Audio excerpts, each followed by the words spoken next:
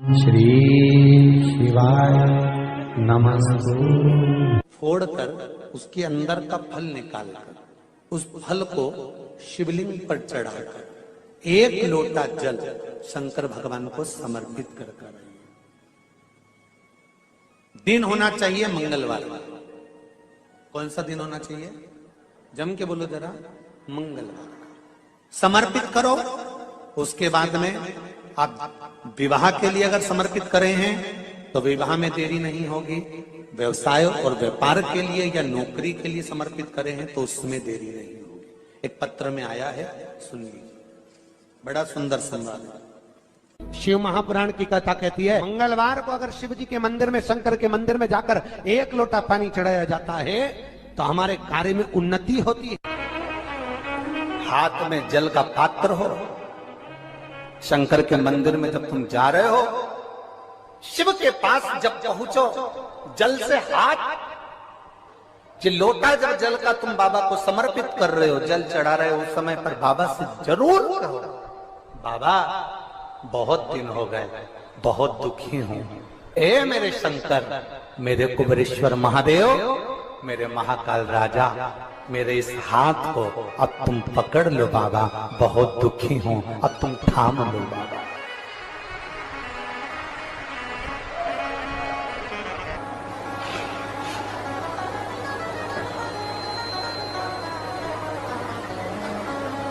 शिव महापुराण की कथा यहां तक कहती है कि यदि आप कोई मंत्र, साधना, व्रत, उपास कुछ भी नहीं जानते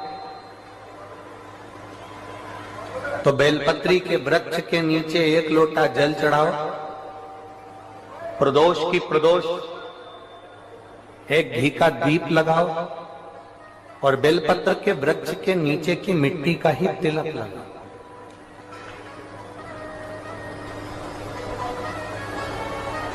बेलपत्र के वृक्ष के नीचे की ही मिट्टी का तिलक। कथा हमको कहती है कि भगवान कभी भी सामग्री का भूखा नहीं रहा, भगवान भोलेनाथ भाव का भूखा रहा।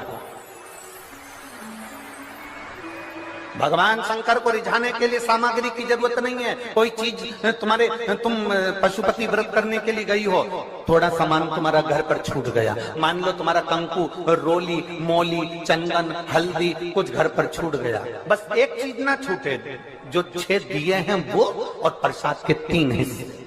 जो प्रसाद तुम लेकर जा रहे हो उसके 3 हिस्से करने का सामान वो छूटना नहीं चाहिए। बाकी का तुम्हारी मोली घर पर छूट गई, रोली घर पर छूट गई, चंदन घर पर छूट गया, अगर कगर घर पर छूट गया, कपूर घर पर छूट गया, लोटा पानी का घर पर छूट गया, कोई सामान तुम्हारा घर पर छूट गया, चल जाएगा, बिल्कुल चलेगा। तुम उसमें चिंता मत करना कि मेरी थाली में ये नहीं। गणगौर की पूजन करने जाती हैं माताएं, इधर गणगौर होती है कि नहीं होती हमको नहीं मालूम। गणगौर की जब पूजन करने माता जाती हैं, तीज का पूजन करने जाती हैं, देवी का पूजन करने जाती हैं, चतुर्थी का पूजन करने जाती हैं, किसी देवी देवता का पूजन करने जाती हैं, पूजन की थाली में दूसरे की थाली में देखती हैं कि बहुत सारा सामान है, मेरी थाली में ये चीज नहीं है, तो उसको याद आती रहती है, मैंने तो भगवान को ये चढ़ाया ही नहीं, मैं तो भगवान को ये दे ही नहीं पाई, मैं तो भगवान को ये दे नहीं पाई, मेरे पास तो ये सामान है ही नहीं, उसकी चिंता में लग जाती है। शिव महापुराण की कथा कहती है, जो देवी देवता ने आपके हाथ से बुलवाना था वो सामान देवी देवता ने अपने हाथ से बुलवा लिया, अब चिंता करने की जरूरत नहीं। आप ये टेंशन मत लो कि मेरी थाली में ये नहीं है, मेरी थाली में ये है, ना ना, आप तो भगवान के भरोसे छोड़ दो कि तूने जो कहा मैं वो लेकर आ गया, तूने जो मुझे बुद्धि दी उस बुद्धि से मैं लेकर आ गई, तूने जो मुझे आज्ञा करी मैं वो लेकर पहुंच गई। अब मेरे पास में ये नहीं कि मैं ये भूल गई, मैं ये रह गया।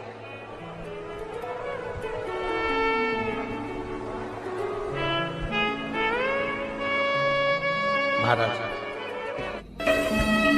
कोई व्यापार नहीं चलता हो, दिक्कत आ रही हो तो हनुमान जी के दूसरे नंबर का भाई गतिमान का स्मरण करो, हनुमान जी के उल्टे पांव का सिंदूर लाकर गतिमान का नाम लेकर स्वस्तिक बना दिया जाए व्यापार वाली जगह पर, तो व्यापार अच्छा चलने लगता है। महाराज, कोई व्यक्ति पैसा खा गया, नहीं दे रहा, बहुत परेशान हो गए, मांग मांग कर दे गए, नहीं दे रहा, हाथ जोड़ लिया, पांव जोड़ लिया, सब कुछ कर लिया, नहीं दे रहा, तो हनुमान जी के तीसरे नंबर का भाई रतिमान, रतिमान, गतिमान नहीं, रतिमान, रतिमान का नाम लीजिए, पीपल के पत्ते पर लाल सिंदूर से जो व्यक्ति पैसा लेकर गया उसका नाम लेकर बहते हुए पानी में अपनी कामना कर रतिमान का नाम लेकर छोड़ दीजिए। 15 दिन में रतिमान ऐसी उतावली मचाता है कि उसको हाथ जोड़कर वो खुद फोन लगाकर बोलता भैया तेरा मैं पैसा लौटा दूंगा। रतिमान का स्मरण किया जाता है। रतिमान ध्यान दीजिएगा, पंचमुखी हनुमान का एक स्मरण, पंचमुखी हनुमान का एक भाव। महाराज जैसे बहुत ज्यादा तकलीफ अगर व्यक्ति को हो गई है, बहुत कष्टमय जीवन चल रहा है, हार गए हर जगह से और तकलीफमय जीवन चल रहा है, तो पंचमुखी हनुमान का एक शिव महापुराण का और स्कंद पुराण का एक बड़ा सुंदर मंत्र है। उस मंत्र को आप सब एक बार हमारे साथ में बोलें। ओम नमो हनुमते रुद्र अवताराय सर्व शत्रु संहारणाय सर्व रोग हराय सर्व वशीकरणाय रामदूताय स्वाहा। बस इस मंत्र को हाथ में काली तिल लेकर, एक जौ लेकर और गूगल लेकर, थोड़ा सा इसमें गाय का घी डालकर, कंडे को या अग्नि को जलाकर इस मंत्र का 11 बार 21 बार जाप कर कर अपनी कामना कर कर छोड़ दीजिए। कैसा भी रोग हो, बीमारी हो, कष्ट हो, दुख हो, तकलीफ हो, 21 दिन के अंदर वो आनंद आना प्रारंभ कर देता है। इस मंत्र, स्कंद पुराण का, शिव महापुराण का यह मंत्र मूल पंचमुखी हनुमान सुख देंगे। और एक और चीज याद रखिए हमारा,